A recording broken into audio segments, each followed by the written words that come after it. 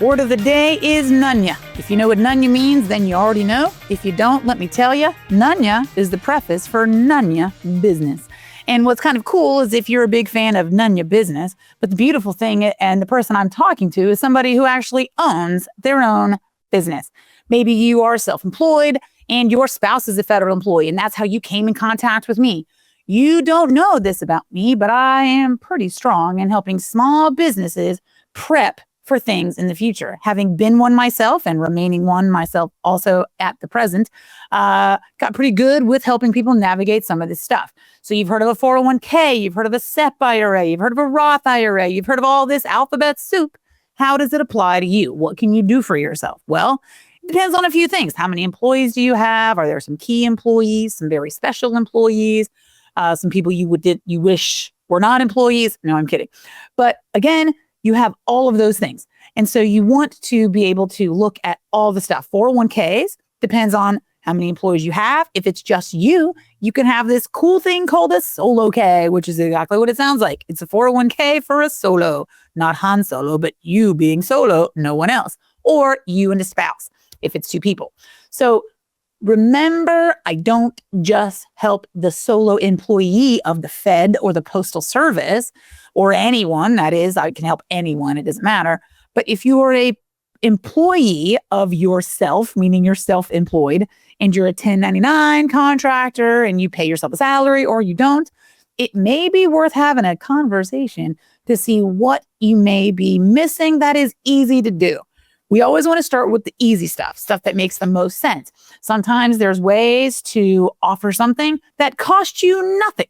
You've heard of a cafeteria plan where some organization is able to offer employees benefits, and your only job is to deduct the cost of their premium out of their paycheck. Simple. You just make that the accounting person's job. Great. Love it. But people now have been offered benefits that you've offered as a discounted rate because of the group, right? So that's kind of cool. Another thing is the Roth IRA.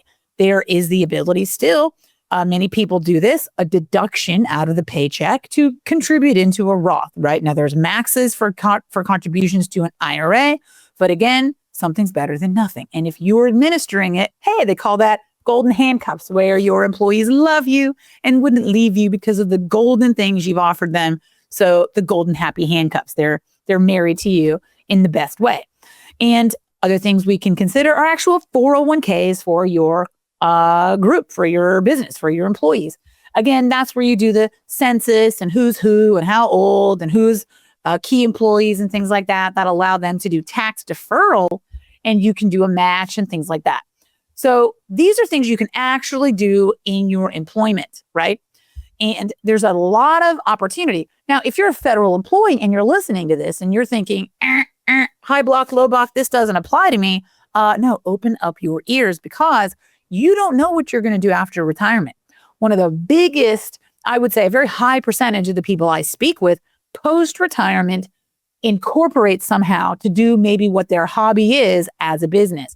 Landscaping, maybe, but I don't think that's that much, really. Most of my people are doing like crafts or baking or culinary things. I say the landscaping, some handyman stuff. A lot of the people I know are incredibly skillful. And then post-retirement, they know that if they make more than the earnings test, they're going to be shafted to some degree by the reduction in their supplement or Social Security. So they incorporate, and then the people pay the corp, and then they're not, necessarily making that money. But it's a win-win for everybody, because Uncle Sam's happy. He still gets the tax. They're happy. They're able to have the supplement. There's a lot of things that a small business can do for you, right? Sometimes it can be a tax benefit. It just depends on what you got going on and what type of business it is. But remember, it's always worth the conversation. I know that some people have left my meetings just head spinning with a few ideas, but we want to summarize with highest priority and ease of action, because great ideas doth not make action happen.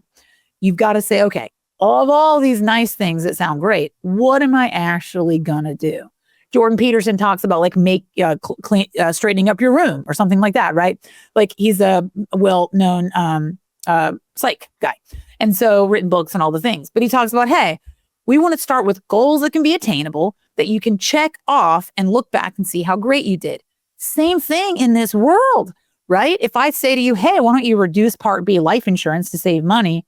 And then I talk to you 8 months later and you're still paying $500 a pay period or something ridiculous. It was a nice idea, but you didn't do anything. So, hey, let's do one little step, clean the room, make the bed, whatever it is, so you can look back and say, I did it. Step one taken. What's next? What's next? So just a little step into the world of Rayna and some of the other things she can do that's outside the realm of the federal government. And it's not just me. Many on my team have this great skill as well. Reach out, get scheduled, and we'll look and see what you have going on, what your spouse has going on. And hey, maybe there's a way you can save money, or we can make some all kinds of cool recommendations and probably help you with the actual implementation. Reach out, let's get scheduled, and we'll make it happen. Talk to you soon.